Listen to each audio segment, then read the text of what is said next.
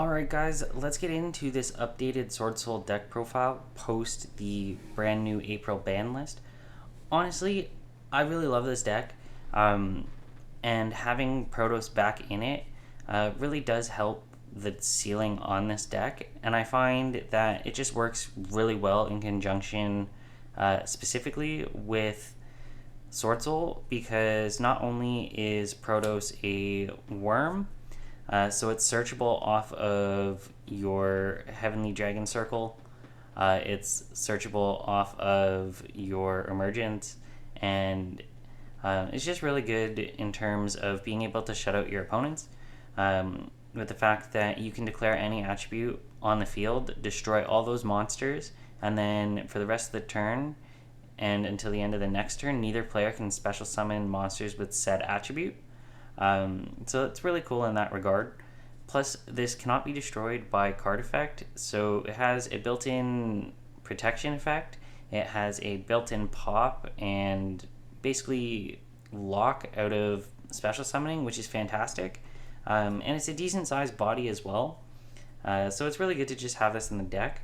Moving on to our main Swordsoul lineup, we have triple Ecclesia, triple Moyi, triple Long Yuan, and double Taya. I mean, this is pretty standard. And then also having the fact that your Long Yuan is a fire. In a pinch, you can theoretically summon out Protos and then call fire, destroying your Long Yuan, and then locking your opponents out of fire that way. So again, really cool, but I would suggest against that. Moving on to the Tenyis, we have triple copies of Vishuddha, triple copies of Ashina, and then I'm back on triple copies of Adhara because late game, this card just really helps recur resources, especially if you're banishing your Swordsoul monsters with the Protos effect. And then if you're ever stuck with one of these on board, and you haven't normal summoned, you can summon Adhara and go into level 8 synchro plays, which is fantastic. But then rounding off our Tenyi lineup is the one copy of Mapura. Not only is it a fire, but it is also a spell and trap negate, which is really good, especially when your opponent activates a card that targets a non-effect monster, i.e. your tokens or your monk. So just really good generic extra fire card, extra Tenyi that works well with the deck. Moving on to our hand traps, I'm still on triple copies of Shifter. This is a really good card, and Swordsoul plays through it no problem. So I mean, it's good. And then in matchups where you're playing something like Cash, or that generically wants to banish cards or plays it itself, you just side this out in games 2 and 3. And then moving on, triple Valor and triple Ash, very good in all matchups really, but Valor is very good in terms of generic effect negation, and then Ash Blossom is just very good as well as being another fire monster that you can call and basically lock your opponent out of fire. So that's why I'm just deciding to play these 9 hand traps. Maybe I'll change some of that out and go into a more cross-outy style spells. Because as you guys can see, I am playing double copies of Talents and double copies of Circle. Circle is amazing because not only does this help you dodge effect negations and targeting effects of your monsters, but this does also give you follow-up and extra extenders, as well as giving you a body that can play into talents, because 9 times out of 10, if you're going into this to dodge something and your opponent has something like Ash Blossom, they're going to use it because you're not necessarily going to have a whole lot to play through it. But if you have talents in your hand, then this basically just turns your opponent into a neg. because you can basically go do whatever you want from here, which is really good with the talents. So maybe I'll bump this up to 3. Maybe I'll bump this up to 3. I'm not playing Desires in this as well. So maybe I just put in the crossouts and side in some extra targets. But continuing on, we have triple copies of our Emergence, which is fantastic because, as you guys know, this is your rota for the deck. But if you control another Synchro monster, or not another, but just if you control a Synchro monster when you activate this card, you can search a worm, which is fantastic because this gives you access to Protos, which is really awesome. And then, this can also just give you extra plays to be threatening on your opponent. So, again, not much to say about the triple emergence. Moving on to the traps, it is a very simple trap lineup. Playing triple copies of Imperm because, again, general effect negation is important, and then Blackout is a staple in the deck. Basically, just being able to pop 2 cards on your opponent's field is fantastic, and if you time this right, you can theoretically shut off your opponent's turns, so it's really good. That's it for the main deck, guys. 40 cards. Like I said, there are some changes that I'd make, but it really just depends what you're playing against and what you feel more comfortable playing with. Moving on to our extra deck rather than the side here. It's pretty standard for the most part. You have double copies of Shishao. Generally, a really good card in terms of effect negation and being able to get more extenders. But considering that Nib is going to be way more prevalent without Baron in the extra deck, you might just search Blackout off of this and pass depending on what you have, which is still really good. So, take it with a grain of salt, but definitely 2 copies, no more, no less. Double copies of Boxia, being able to spin back multiple cards multiple times in a turn is fantastic.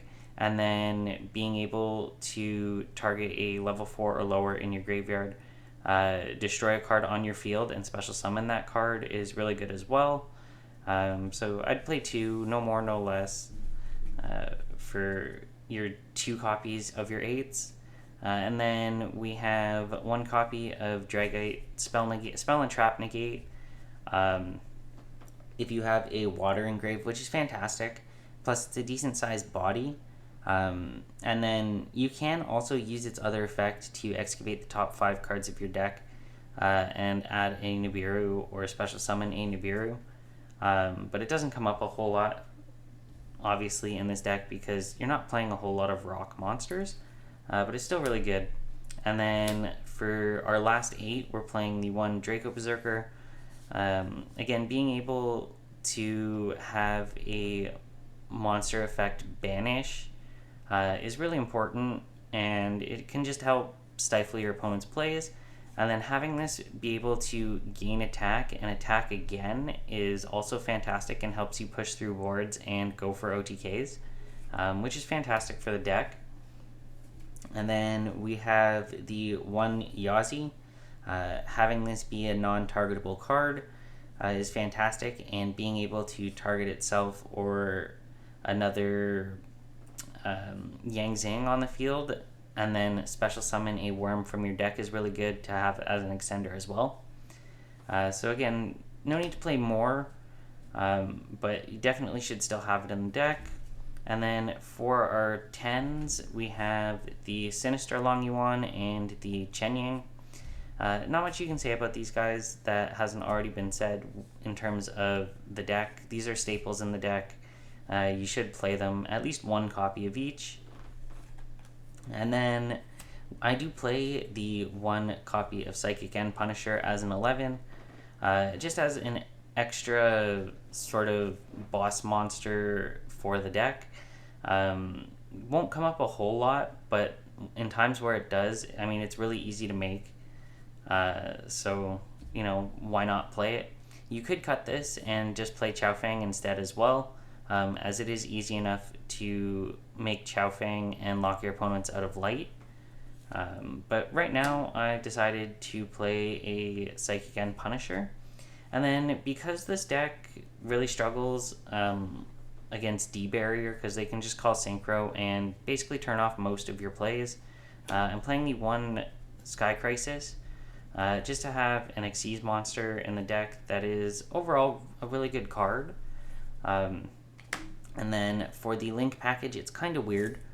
I'm playing the 2 Monk. Probably would play a third and take out the Sky Crisis or a Psychic End Punisher. And then I'm playing the 1 Shaman, not only because it's a staple in the deck, but because it is a fire attribute, which is also the reason why I'm playing the Nightmare Phoenix, because if you talents to take away an opponent's monster, I wanted something that I could easily go into and then possibly be able to destroy something else on my opponent's board and then call fire if I needed it. So that's it for the main and extra deck, guys.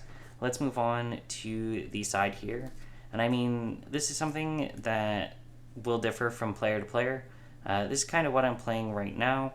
But there are some changes that I did have to make with the new ban list, and there's probably some changes that I'll make in the future. Like I said, I might play cross out, so I'll have to change my siding. But triple copies of Nib, triple copies of Bell, and then I've got double copies of Crow, triple copies of Droll. I mean, these are fairly impactful hand traps in a whole bunch of different matchups. So being able to lock your opponent out of searching or having the threat of Nibiru, or being able to lock them out of their graveyard or just banish cards is a very good thing for the deck, which is why I decided to play these. And then for the spell lineup and the one last trap, we have Back Row Hate in Lightning Storm and Duster, and then the 1 copy of Anti-Spell, which is a little sacky, I will admit, but I mean, you can play it, or you can side this out for something else, like the 3rd Crow, or whatever you seem to be going up against most. You can always change your side deck to reflect that. But that's it for this deck profile, guys. Be sure to like, comment, subscribe, all that fun stuff, and I will catch you in the next one. That's game.